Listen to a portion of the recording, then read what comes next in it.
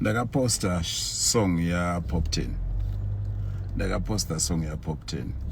So ndaona ma comments angakati makuti confuse because vanhu vanga vachiti why did you post song ya Pop 10 iwewe, because you wanna Pop 10 amuwirirani.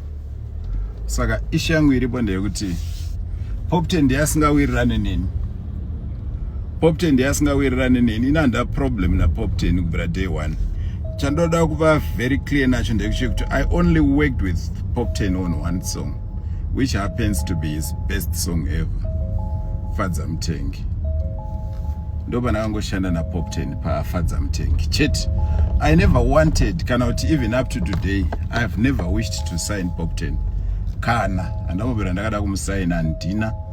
Even nanasa andina kana hanyinga nekusigna Pop 10 kana one day. Why? Because ndona kuti Pop 10 munhu wekuti kana akada kukanda pasi pebhazi anokukanda. So vanhu vanga vachiti sei iwo wakaposta song ya Pop 10. Imi just because inini ndakanetsana na Pop 10 ka azvichareve kuti kana kukauya chinhu chinonakidza ndakurega kuchiteerera. Song ya Pop 10 yakaburitsa yaruda kuburitsa yari kuadvertise. Song iyoyo ukaiteerera it's a song inyasori ready zvekuti kana kuenda the world over inoienda.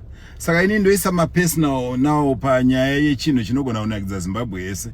Nokuda kwekuti ini ndakatukwa na Pop 10 ndakuregedza kunakidzwa. Imi ndanyanzomupa simba rei Pop. Inina mukandituka kana ndisingada handibhoikane. Ndobhoikana kana ndichida. Song ya Pop 10 yaruda kuburitsa inonakidza.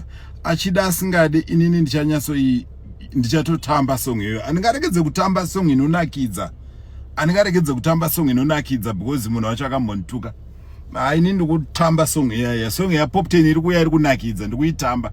Ngabuditse. Amen. Iye kana asingadi ndichada kuti andivhare nzeve ndochitamba.